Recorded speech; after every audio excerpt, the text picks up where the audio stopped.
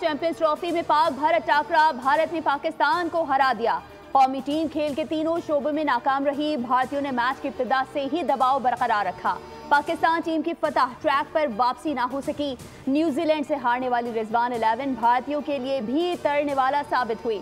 शाहीन शाह अफरीदी ने 2, अबरार अहमद और खुशदिल शाह ने एक खिलाड़ी को आउट किया।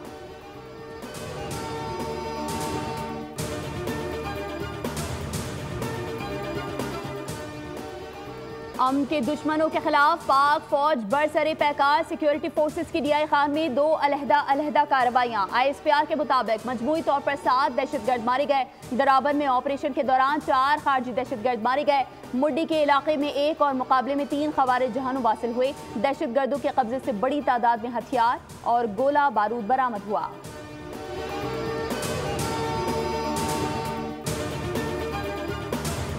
और करेंसी मुस्तहकम है, पॉलिसी रेट कम हुआ है। सऊदी अरब, दुबई, वाशिंगटन से आया हूं, सबसे मुलाकात हुई। ओवरसीज में कोई नाराजगी नहीं है। वजीर खजाना मोहम्मद औरंगजेब की मीडिया से गुफ्तगू, कहा रोशन डिजिटल अकाउंट में पहले से ज्यादा इजाफा हुआ है। मुल्क को प्राइवेट सेक्टर ही आगे लेकर जाएगा।